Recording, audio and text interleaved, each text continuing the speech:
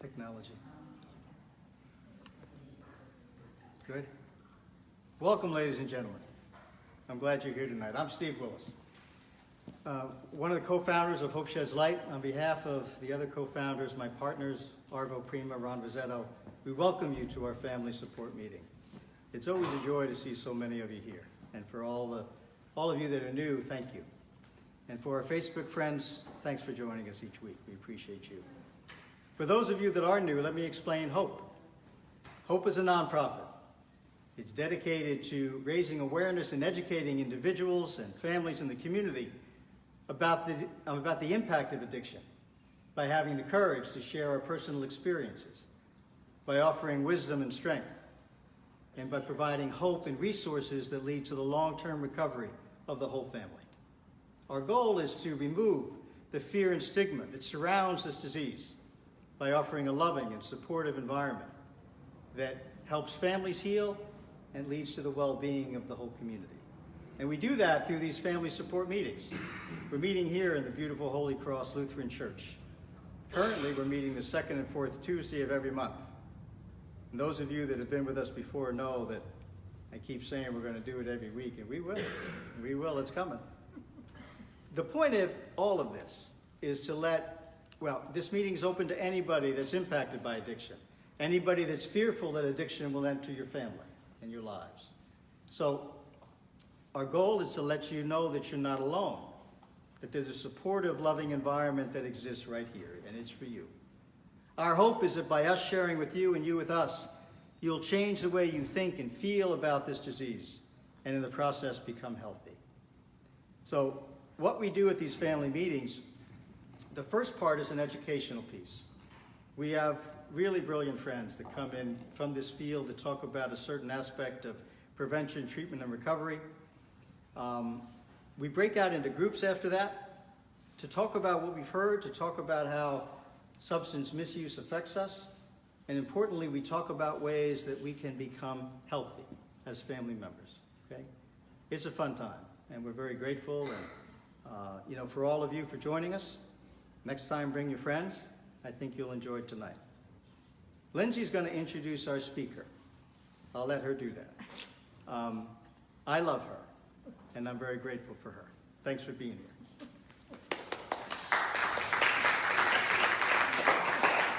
Good evening, everybody. I want to welcome everybody to the meeting tonight, and thank you for coming out on this beautiful evening. We're going to have a very hopeful and upbeat evening. Tonight's presenter is very near and dear to Hope Sheds Light. She is a mentor and a wonderful woman and just somebody to really look up to in this community and on a personal level. I would love to introduce our CEO, Pamela Capaci. Get nervous on the camera. Pamela Capaci as our presenter this evening. So let's welcome her.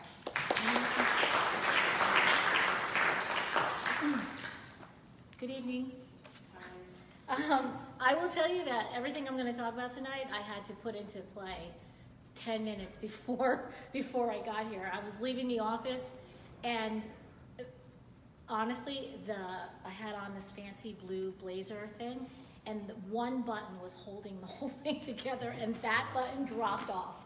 And I'm like, okay, now what do I do? I'm scheduled to present, but the topic tonight is really about letting go. And so I had to just go through this process of letting go of the fact that things were not going to roll out the way I wanted them to roll out. And isn't that pretty much reflective of how things happen for us in life? So I think Lindsay's handing out some papers. Because of my training, part of my training is in Eastern philosophy and the healing arts.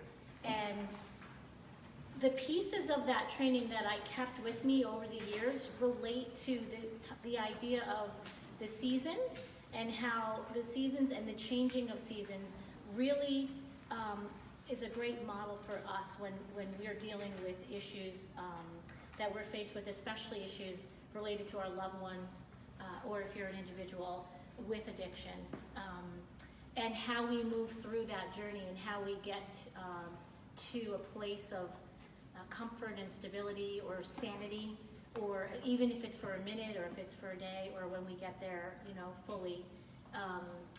I think the changing of the seasons and the 5 elements, and we're not going to deep dive into the 5 elements just as it relates to this topic, can help. It's just another way for us to look at the same issue. You know, we keep saying there's 2 sides to every coin. This issue, they have multiple sides, and there's multiple pathways. And so one of the things that Hope Sheds Light really tries to do is to embrace everyone who's on this journey, the whole family and the individual, and we like to put out there various different ways to look at pretty much the same issue. But every time we do it, hopefully that resonates with a new person, or even the same person gets yet another tool in their toolbox, because this is a journey. There's no quick fix. It's something that's going to be with us indefinitely, and our goal is, you know, to find new ways and better ways and unique ways to reach you and ourselves and help us get right with this thing, right? So I'm going to ask you to follow along a little bit, but I'm not even sure I'm going to do it in this order, because one of the other things that happened when I panicked about my shirt was I left my flip chart at the office as well. So I just grabbed and came, and and that's the nice thing about this group. It really does feel like family for me here. And I think no matter what, I'm going to get up here, and hopefully you're going to take away something that's valuable for you. This whole season is my favorite season. We're heading into fall. I love everything about fall. In Eastern philosophy, there are 5 seasons. So some of you might feel like we're in late summer and early fall. So we're in sort of that changing of seasons. And it's that word change that we're going to focus on tonight, and how we can move through life understanding this quote, and that is that change is the only constant in life. And sometimes where we get caught up is when we lock into a belief system, when we lock into trying to control the outcome of a situation. We don't even know it sometimes. We're just stuck there. And what I'm hoping to introduce to you tonight is this concept that really life is constant change. Nothing is constant but change. And that's a Greek philosopher. He came up with that, not me. But basically, what we're saying, or what I'm saying, I'm going to read from here a little bit. What that quote means to me, or what it was meant to mean, is that, there's only one guarantee in life, and that things do not forever stay the same. Change is inevitable, whether it relates to our age, relationships, careers.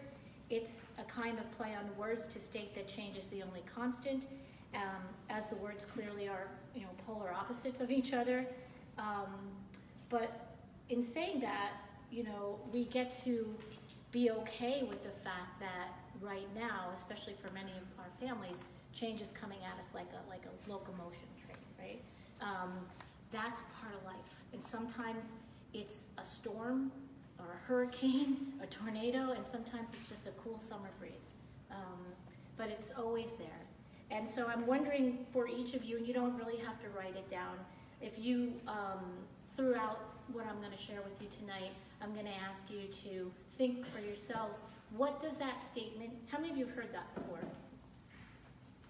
And what does that statement mean for you? If you can just take a second and reflect even right away, if it struck you in any kind of way, was it an aha? Can you relate to one aspect of your life where you're like, you know what, you're right, change is a constant state of affairs for me on this issue. And just hold that with you, because we're going to relate back to the big picture and the small picture. And, when I speak to this audience, I always try to personalize it. So I always do a little bit of my own sharing, and as I did with my shirt, the inevitable reality was my evening was not going to roll out the way I wanted it to. So I had to embrace the change, or I could stay rigid. And if you notice in life, things that, and in nature in particular, things that bend tend not to break, and things that stay firm and rigid snap. So, as human beings, if we stay rigid on a thought, it can break us. It can take us to our knees. But if we tend to bend with it and go with the various directions and understand that we're on a journey, oftentimes we can be in a better place with that situation.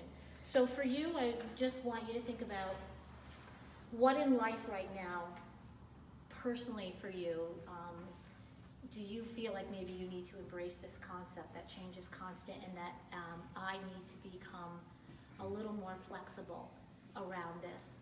Otherwise, it's going to break me. You don't have to share it. Later on, I might ask you anyone who might want to share it.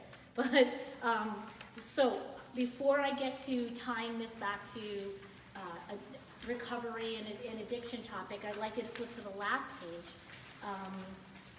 I was lucky enough to train at the Thai Sophia Institute in Maryland. It's a acupuncture school that has a program in the healing arts. Basically, the concept there is that words can be used like a needle. So, if you think about your thoughts and you think about what you think about yourself and how you share or use your words with other people, words can wound, they can heal, they can open up opportunity, they can change your perspective on things. So well-crafted sentences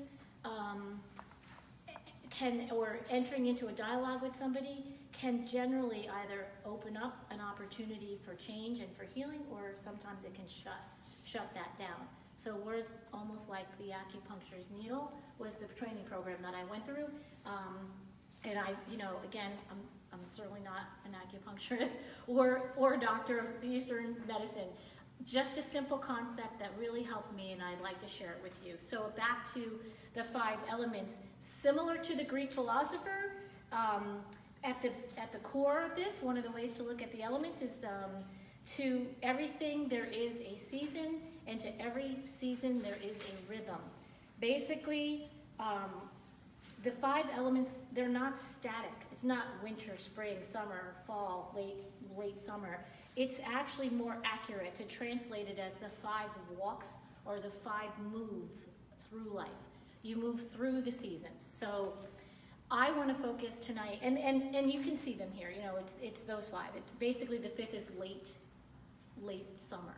And since some of you might think we're still in late summer, because I wanted to do October presentations because I wanted to do fall.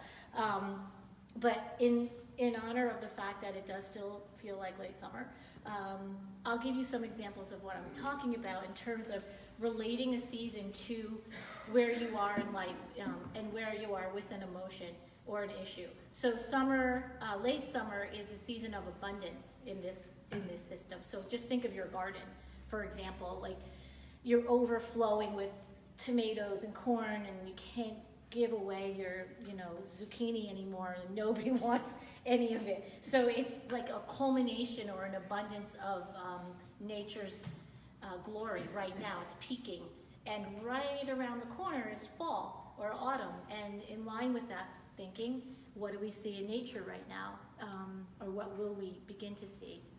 The leaves will change and then they'll drop. And so that is a time of letting go, which is a very common theme in our world of recovery and education. And the 12 steps is understanding deeply what we mean by the words letting go. In the step, 12 steps, in the second step, it's, we come to believe, or we came to believe. It's not something that's static. It's a transition. And so for people who shy away from this concept of let go and let God, or turning all of your power over to a higher power, however you refer to that, some people shy away from that.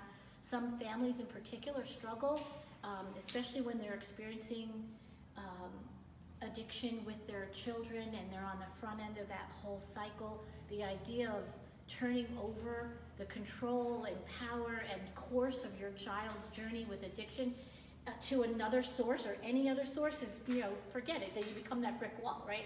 You become that static, I'm not bending with this. So I feel like because of that, oftentimes people can miss out on the beauty and the gift that lies within meaning of letting go. So when we go back to nature, every year it starts over, right? Every year winter comes again, and spring and summer and late summer and fall, and it's a cycle that repeats itself. But when the tree is full of leaves and and it lets go of those leaves, it doesn't die. It's just shaking off what it can't use anymore for this season or for this year, and it goes within to prepare for the whole next cycle.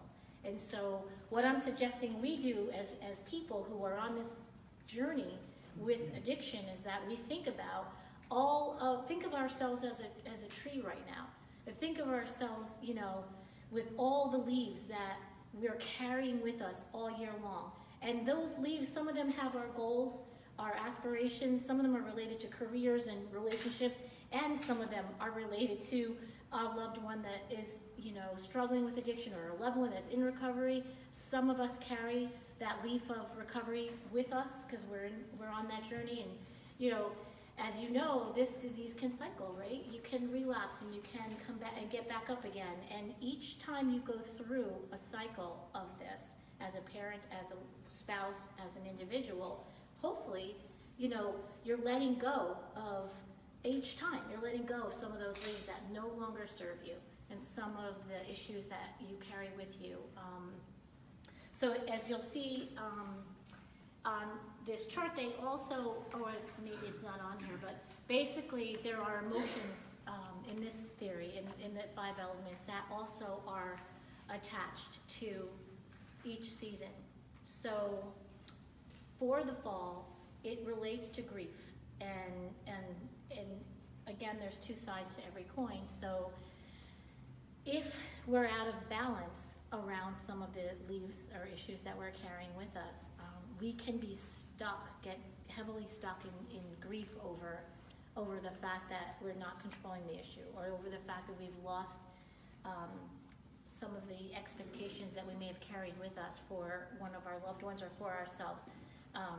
If we don't go through the cycle well, we're going to get stuck in these different emotions. But on the other side of that, if we do manage to release the stress, or release the grief, or release sometimes it's fear, and we flow through these seasons well, then each time that we get to the end of the cycle and we go within, we get to come back out again with a whole new set of direction, a whole new set of goals, and a whole new set of dreams and desires. So what does that look like for us when we relate it back to our field, and when we were talking less philosophically and more directly about addiction and addiction recovery? Sometimes we have to let go of things just in order to move forward, in order to keep the process of the seasons of our life moving forward. We can't carry all of those leaves with us into the next season. And sometimes we have to just be okay with accepting the fact that, this issue got the better of me this year.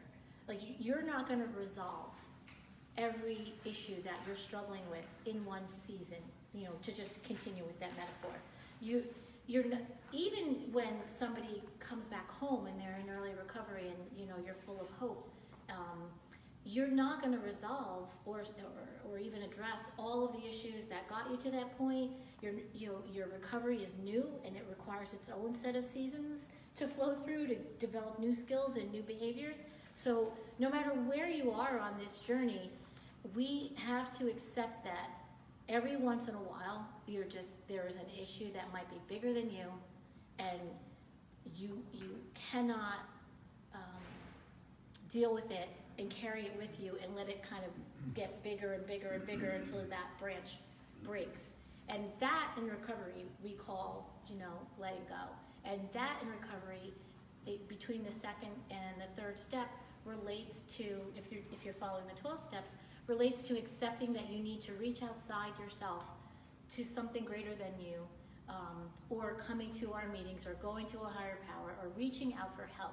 Because standing, that tree standing there in the middle of the field all by yourself, and that storm hits, sometimes you need support and you need additional help in order to get through get through that issue. So between letting go of the struggle and then understanding that you sometimes need to reach out to something greater than you, and in this system, what that basically means is just bowing. They're basically saying that in class we used to actually get up and face each other, and I would have my, whatever it was I was addressing internally, and I would just look at my partner in my classroom and I would just basically bow, literally just saying, like, right now I'm letting go, I'm giving into the fact that I don't have the same power that you have in this dynamic, and relationships oftentimes are about that shifting of power. And for right now, not forever, it's not failure, and it's not eternity, but for right now, I have to accept that this is bigger than me, and I need to let it go, and I need to reach out outside myself to ask for some help. The second page, which on this is talking about this process of coming to believe. And I know the last time I spoke to you in this group, I talked about, I just had a brain freeze. The idea that you don't want to start with the most painful or most difficult issue. So, in simple terms, and it's kind of funny what happened in the office tonight. So somebody else in the office lost their keys right before she was leaving. And I was going to use the key as the analogy. So when you're, in the simplest form, and I don't mean to trivialize this situation, but just for the purpose of discussion, when you think about when you lose your keys, you actually come to believe that your keys are no longer available to you. First you're in denial, then you get really angry, then you circle through that a little bit, right? You start searching everywhere and you can find them and they have to be here somewhere, and then you start getting mad, and then you start getting scared. Oh my gosh, where can they be? Then you think, you panic, how am I gonna get to where I'm supposed to go? Eventually, you have to say, if you can't find them, I have to give up on this. I can't find my keys. What's my very next thing I'm gonna do? Am I gonna allow that situation to cripple me? Or am I going to call a friend or call a locksmith, or, simply just reach outside myself and bring in some help? So I know that's a very simple analogy, but honestly, it can apply to so many things in life. And if you think about one issue, one simple issue that you're struggling with, and even one, or if you want to go in for the big one very big or painful issue, my point here is that it's a process, and for those most painful situations, and that's the ones that are closest to you, that are in very serious active addiction, is the most difficult situation to begin to understand that this might be bigger than you. And I might have to get on this journey of coming to believe, especially as a parent, that I might not be the only source here that can help my child. Or I may not be the only source that can solve this problem. And I'm not gonna maybe give up, but I'm gonna give it over, or I'm gonna put it down for a little bit and allow myself to kind of journey through the seasons with this. The very next season after fall is winter. So once the earth, and you can see it, once all the signs of nature are sort of barren and the leaves are gone, and the cold wind starts again. I mentioned earlier, the trees don't die. What they do is there's sap and everything they draw within, and they go into their roots and they nest in there, and it's basically a time for meditation for us humans. How we relate to that would be and it doesn't mean that you can only do this in winter. It just means that you're in winter with a situation, and I don't want to get too esoteric, but basically, if you're at any point on the calendar, if you've decided I have to be fall with this, I gotta let this go, I can't really carry this with me any longer, it's at that point that I'm not saying you stop trying. I'm saying you go within, you pull in your resources, you do your self-care, you start to meditate, you step back from what you're struggling with to allow yourself to gain insight and strength and courage to spring forward. And that's what happens in spring. So the winter is that time, the winter of an issue is that time to say, I need to go within. I need to find my true self on this. I need to meditate. I need to listen to the messages for me, it's God. For other people, it can be whatever your higher power is. And get ready and fortified. And that's what happens in the spring. The earth is fortified and it springs forward. New ideas, new goals, new direction, a new sense of energy on how to come at this, all of those same issues that are on our trees. And again, so that's spring. That's what happens in the spring. And then summer moves into, the fruits of our labor, basically. So again, when all of us, hopefully, experience little examples of victory or reward while we're on this journey, and sometimes we don't focus on that. Sometimes we only focus on everything that's going wrong. But for some of us, if you really want to think about it, we have little successes somewhere, and we have to look for them. We have to shine a light on them. That's what I love about Hope Sheds Light. We can't go through this journey, which repeats over and over, without looking for the silver lining in our situation. And I don't care what that is. I don't care if it's one glimpse for 1 minute of of a good exchange between the person that you might be living with or caring about that's struggling with this disease, or yourself. If it's you and you have one small accomplishment, hopefully you can also, we always get to acknowledge the big ones, but what I'm suggesting is that the season of abundance should be with us throughout this journey too, and I'm suggesting that you look every single day for that piece of abundance in your life, especially if you're learning how to reach for it outside yourself and get that support from groups like this, from meditation, from prayer, from your 12-step meeting or your all recovery meeting, whatever you do, smart recovery, it doesn't matter. Whatever you do, allowing yourself to feel that silver lining throughout your journey is so essential. It's really, again, if you buy into this theory, you can't have summer without fall, and you can't have fall without winter. Like, it's connected. They're all interconnected. So, getting back to what I like to do is then, so the 12 steps basically, and how this relates to me and how I've taken this philosophy. There's a whole book on comparing Eastern philosophy to the 12 steps, step by step by step.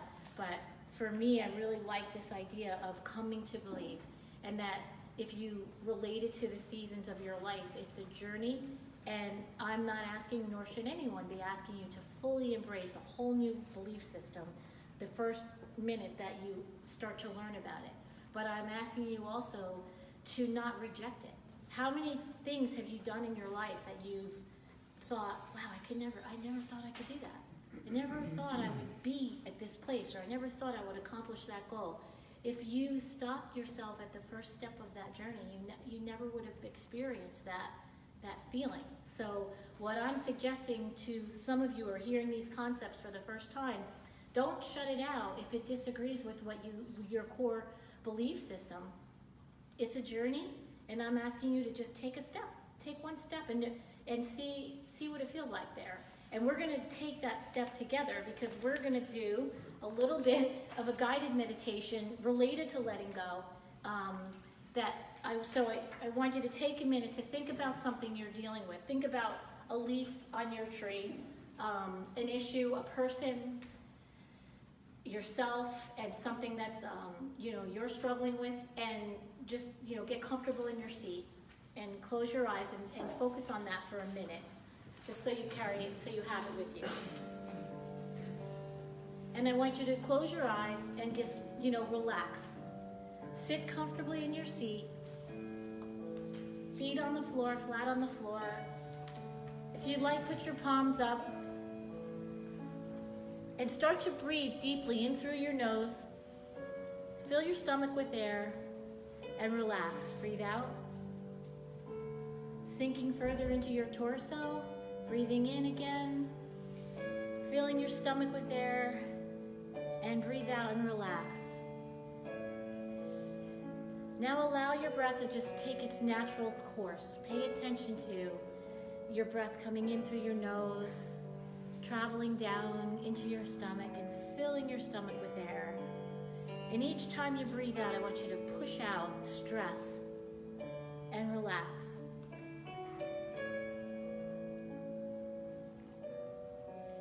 And while you're breathing in, I want to have you draw your attention to your eyebrows and your jawbone and your cheeks, and I want you to relax. Relax your face. Breathing in, let go of stress.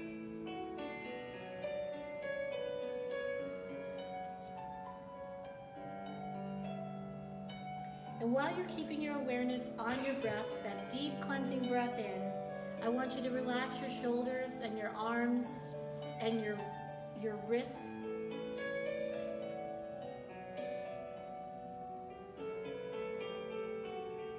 If thoughts start to come into your mind, just let them come in and let them go out. Don't hang on to them. Let them go. And with each breath in, remember to relax and sink further into your torso.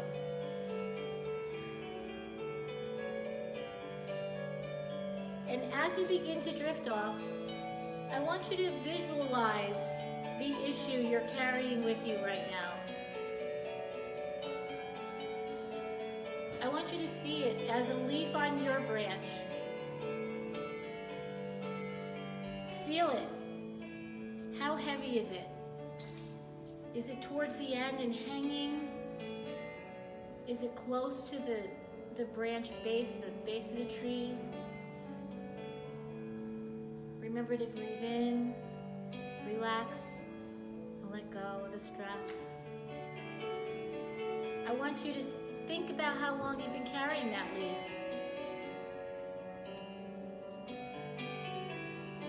Where does it cause tension in your body? Is it in your stomach, in your ankles, in your elbows? Release that tension.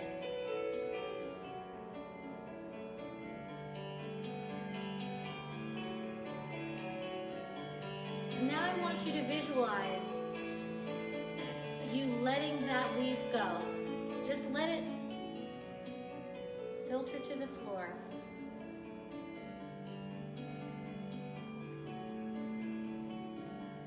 Feel what that feels like, releasing. Just for this session, whatever is on that leaf. Watch it float. Think about how that makes you feel. If the tension is gone in your stomach.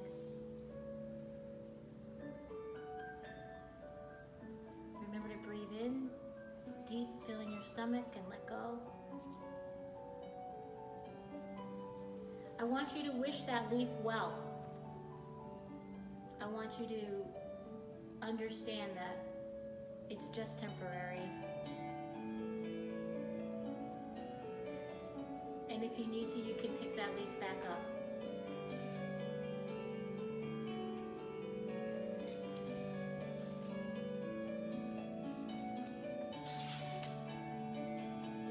I want you to be aware of any leftover feelings that you might have now that that leaf is missing. Don't forget to breathe and to sink into your torso. Release the tension in your shoulders, in your neck. Release whatever lingering feelings you might still have. And imagine yourself right now, free, powerful, courageous.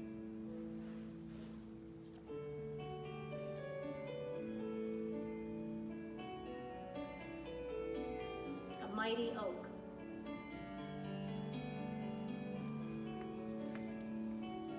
With the courage to change.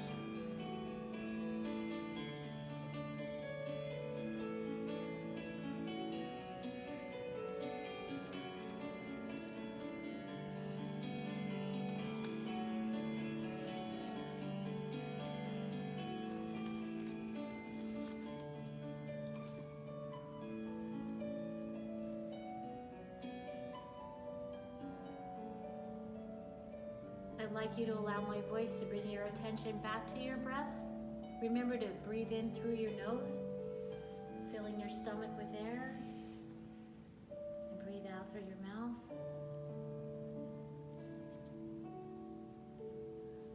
And when you're ready, bring your attention back to the room.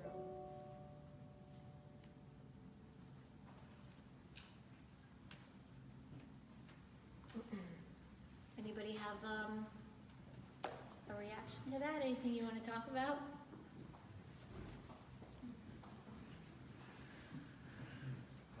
Relaxed. Relaxed? Yeah. Good. That's one of the goals, definitely. Self-care. Anyone else? Ooh. Mhm.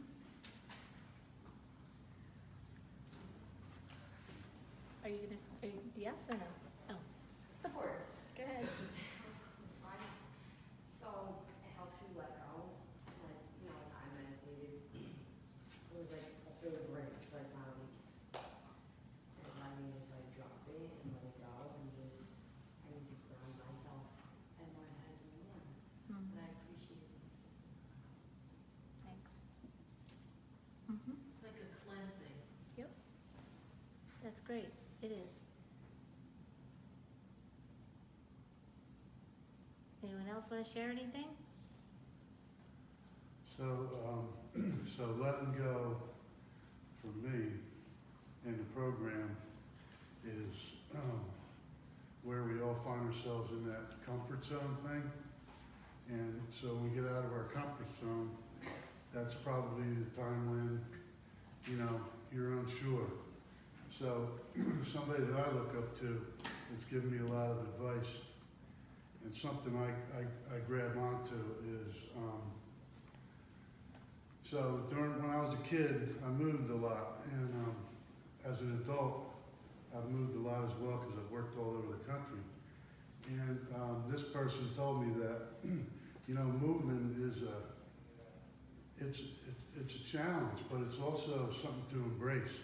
So I relate that to that comfort zone and letting go, because every time I have a new place to live, I have a new place to decorate, I have a new view of life, I have, you know, so the letting go part, that's how I related to it. And thanks for sharing. Oh, thank you. Yep. Anyone else? All right. Mhm. Oh, yes. So nothing changed except when I became calm. Calmer? Nothing changed, Nothing changed? but me. Right. So sometimes, I mean, obviously that's sort of the next phase, is like, that's the only thing we really have any control over at all, is how we react to things, not so much the things, but what we do with that. So that's great, because I think you probably could think back to a time where it wasn't calm, right? And so now you're working towards that, and that's really good.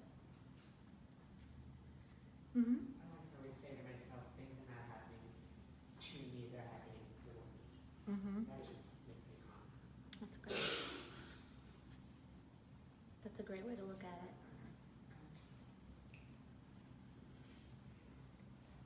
Yes. I think for me, through the meditation, when you shared, when you asked where we felt in our body, it became very relevant to me that I hold a lot of stress kind of in my abdominal area. So when I was able to breathe in and breathe it out, I actually felt, you know, calm and relaxation in that area as opposed to pain. That's great, and so many things about that. You get to release the stress in your stomach, which can, you know, cause an upset stomach, but that's so insightful. So the meditation helps you become more self-aware, and that, I think, helps us all on this journey. Thanks for sharing. So it felt really good to let go of that knee, Oh, because, okay. you know, really I imagined it holding that crumbled and that like season of experiences, and then, you know, it felt good to let it go, and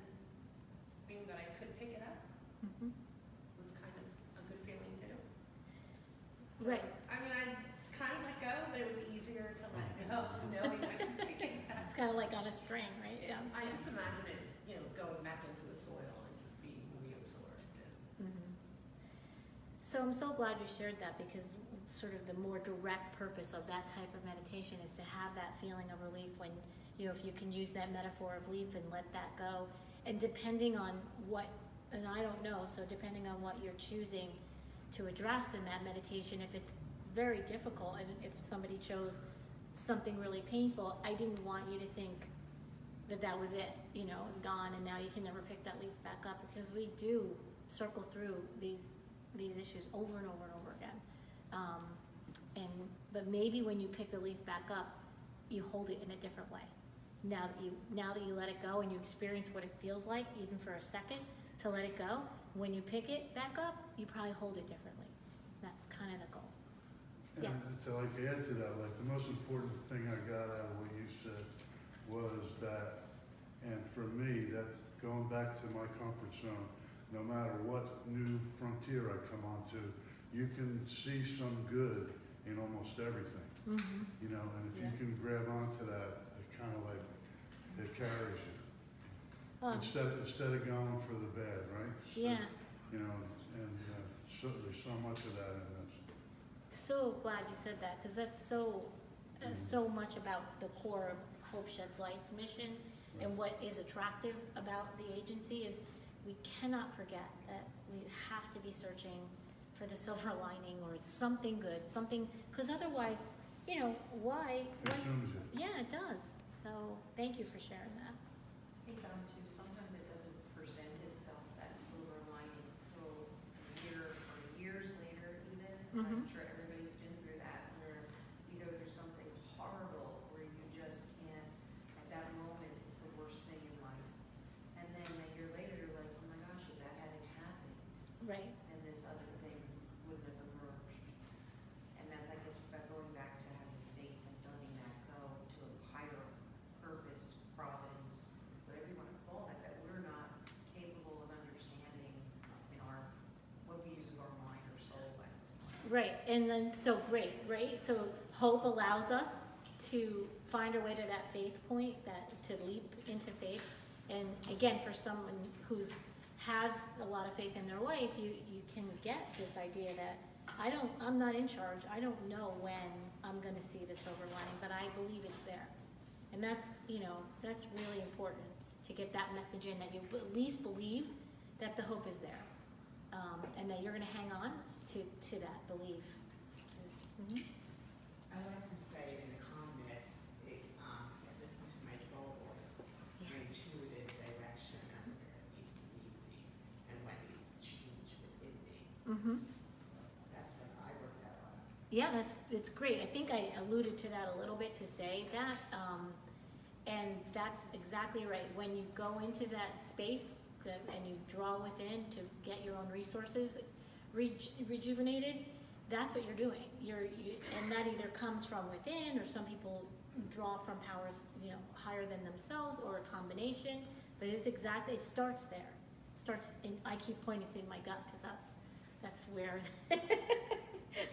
this whole Dantian area is where I believe it starts. But other people, it's the heart or the solar plexus, but it's within us. So, any other sharing? All right, I'm going to turn it back over to Lindsay. Thank you all very much. Thank